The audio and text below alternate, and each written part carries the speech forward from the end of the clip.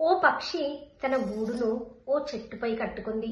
అకస్మాత్తుగా ఈదురుగాలులు దానితో ఆ చెట్టు అటూ ఇటూ ఊగుతూ ఉంది. కొమ్మ ఓ పక్కకు వంగి ఆ పక్షి గూడు కాస్త కింద పడిపోయింది. ఆ రోజు రాత్రంతా ఆ పక్షి ఆ చెట్టు కింద అలా నిలబడిపోయింది. ఆ పక్షి మరుసటి రోజు అటూ ఇటూ చూసింది. నాకు ఇక్కడ బాగుంది, నాకు తెలిసిన వాతావరణం ఇది, నాకు ఇక్కడ చాలా సౌకర్యంగా ఉంది, నేను ఇక్కడి నుంచి ఎందుకు బయటకు వెళ్ళాలి అనుకుంది. అదే చెట్టుపై మరో గూడు కట్టుకొని ప్రశాంతంగా తన జీవనం కొనసాగిస్తుంది. ఆ పక్షికి పిల్లలు కూడా పుట్టాయి.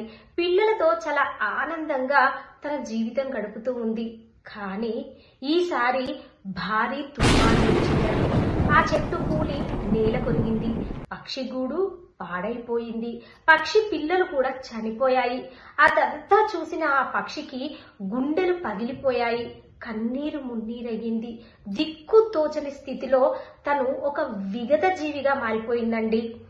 అటువైపు చూస్తే చనిపోయిన పిల్లలు, ఇటువైపు చూస్తే పాడైపోయిన గూడు, కూలిపోయిన చెట్టు, అర్థం కాని పరిస్థితి.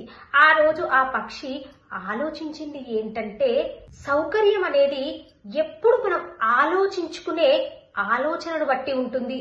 ఈ రోజు ఈ క్షణం బాగుంది అని మనం మన కంఫర్ట్ జోన్ లో ప్రశాంతంగా మన జీవితాన్ని ఉంచితే భవిష్యత్తులో తగిలే దెబ్బ తట్టుకోలేమండి అని ఆ పక్షి అర్థం చేసుకుంది. ఈ పక్షి జీవితం ద్వారా మనము తెలుసుకోవాల్సింది ఏంటంటే, పరిస్థితులు మన కోసం ఎప్పుడు మారవండి.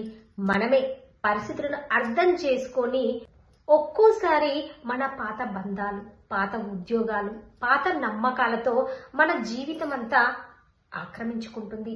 ఆ క్షణానికి, ఆ సమయానికి ఇదేదో బాగుంది, ఇక్కడే ఉంటే బాగుంటుంది కదా అని మనకు అనిపించవచ్చు. అప్పటికి అది బాగానే ఉండొచ్చండి. కానీ భవిష్యత్తులో ముందుకెళ్లే కొద్దీ మనకు తెలియకుండానే మన జీవితాన్ని నాశనం చేస్తుంది. అలాగే మన పాత అలవాట్లతో మన జీవితం నాశనం చేసుకుంటూ ఉంటాము. ఈ పాత అలవాట్ల నుండి, ఈ పాత బంధాల నుండి, పాత నమ్మకాల నుండి మనం బయటపడాల్సిందే. కాలంతో పాటు మనము ముందుకెళ్ళాలి.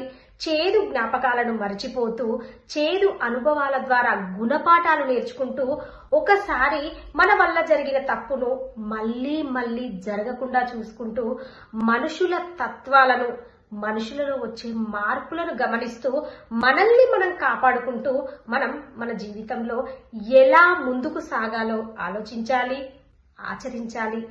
అప్పుడే మనం మన జీవితంలో ఆనందంగా ఉండగలుగుతాము. ఈ వీడియోపై మీ అభిప్రాయాన్ని కామెంట్లో తెలపండి ఫ్రెండ్స్.